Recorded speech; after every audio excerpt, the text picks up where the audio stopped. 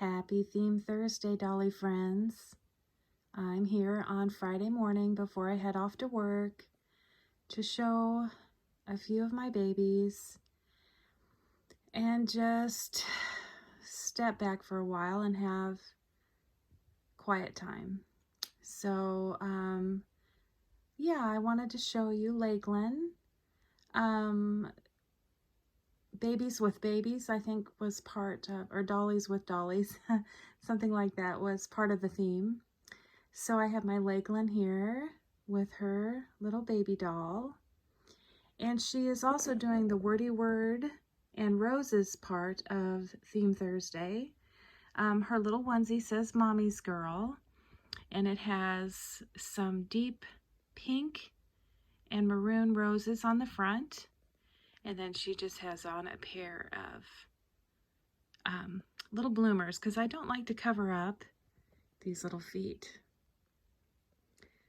I love these little feet, and I love to see them every day. So I don't cover up my Lakelyn's feet.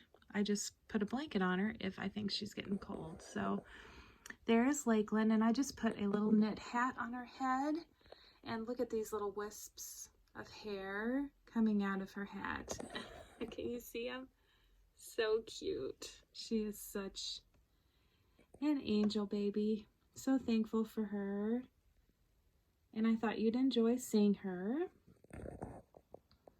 along with a few others.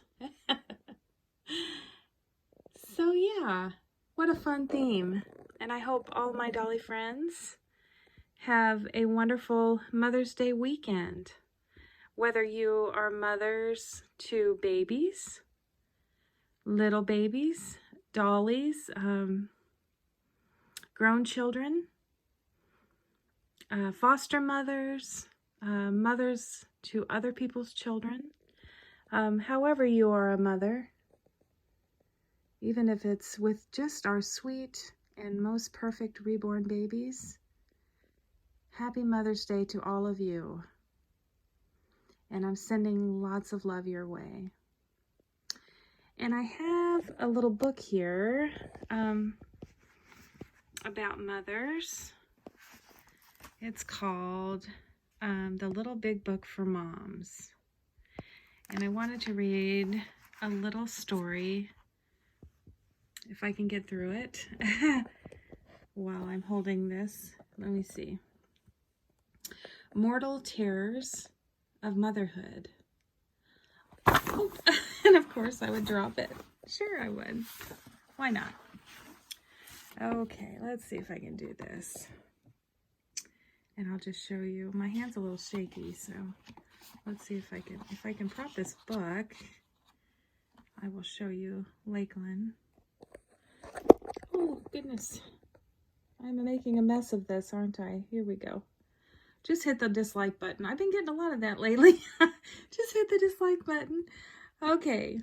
Often I wonder if it had been given to me to know beforehand what I know now about motherhood, the swift and merciless loss of innocence, how you are transformed overnight from being someone's child to being someone's parent, handed summarily a love so incandescent and irrevocable that you have to stay awake 24 hours a day to protect it from all the dark dangers out of left field. If I had known all this beforehand, would I have agreed to have a child? My little one sits in his bath, splashing around contentedly, and I am not prepared. My breath is taken away when suddenly he looks up and asks me point blank if it's true that we all must die. The answer I give him, of course, is not good news. I wait for him to say something, to rise up angrily. and punched me in the nose at this, the greatest betrayal. But he just looks away and busies himself with his rubber frog. I'm watching his face when he says, "And then after you die, you get to be a baby again?" Well, I don't know. Some people think after you die, you get to come back and be another person or an animal. Do you think that? No, I think after you die, you go back to nature. You become part of the trees and the grass and the sky. When are we going to die? I don't know. I hope not for a long time. I hope I don't die until you're grown up and have your own family and your own children. What about me? Oh, I don't think you're going to die until you're very old and have your own grandchildren. Maybe it won't happen. Maybe not. I hold my breath and think about it. Who knows? Then I laugh and see how I've been duped.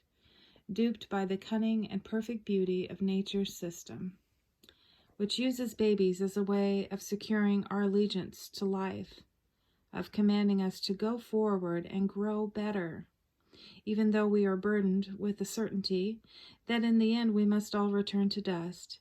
It is no use to ask the question, would we have had them if we had known? There is no going back. We are all driven headlong by a force that has only one thing on its mind, which is to make something out of nothing, pattern out of chaos, babies out of the dust, motes dancing in the void. It is the most darling of paradoxes that as fast as the universe makes itself, it is falling apart. One picks oneself a baby out of the pot, and in an instant the world is transformed into a gigantic booby trap.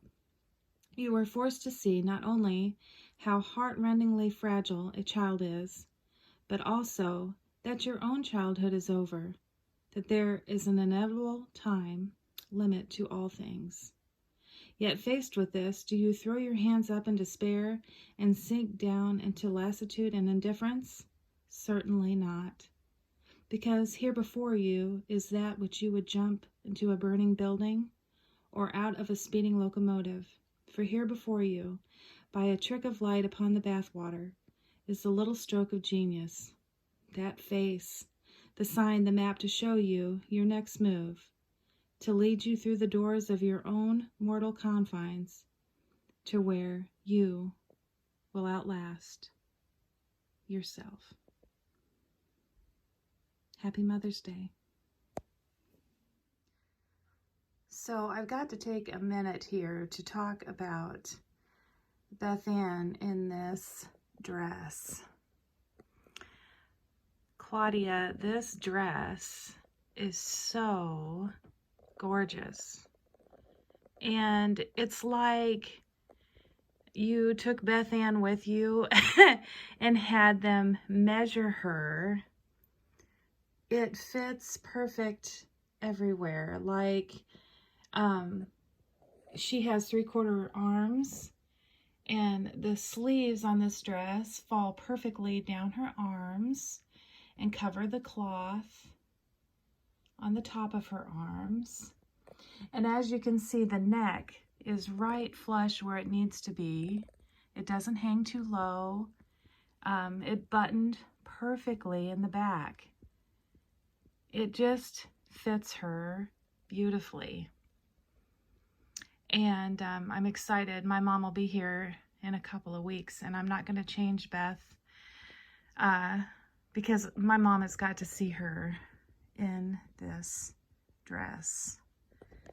As you can see, it has little white ribbons on the sleeves. And I found these shoes, which I thought were so cute, with a little flower, and then her long white knee socks. So yeah, she looks stunning. I wish you could see her in person, Claudia. Oh, and then I just put this beautiful band with the rose in her hair, put her hair up in a bun. But yeah, she looks gorgeous, Claudia. Thank you so much for this dress. And it fits with the theme because there's a rosebud with a pearl in the center of the heart. So, yeah. Oh, I could sit and stare at her all day long. So there's Beth-Ann for Mother's Day and Theme Thursday. Thank you so much, Claudia. I just love it. So here we have August.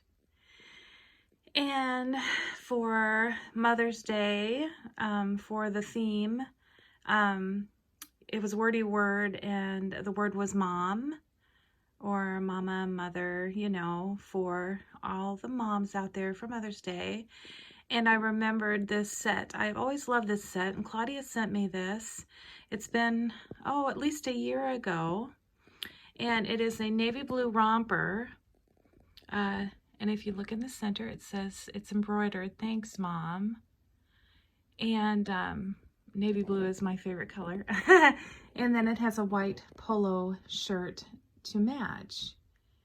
And because I love these little mustard yellowed shoes, even though I should have put him in his white and navy blue shoes, I couldn't take them off. So he still has his yellow sneakers on. But I love this set, Claudia, and it was so fun to pull it back out of my closet and put it on my sweet August for you for this Theme Thursday Mother's Day video. So there's my sweet boy for you. So this little fella, my Jasper, I had to wake him up for this video today. He wanted to be in the video, of course, but I don't think he realized it was going to be an early morning affair. So I dressed him last night in his milk and cookie Mommy and Me 2-piece set by Carter's that our dear friend Kirsty sent us in some Happy Mail. And he's got his sleepy Care Bear here because he's still waking up. But as you can see, I think he's wanting me to hurry up so he can cuddle back up and go to sleep. So there is my grumpy little Jasper this morning for the Wordy-Word, Mommy and Me, Theme Thursday. I love this little boy. He just melts my heart every time I walk in. So there is my sweet Jasper.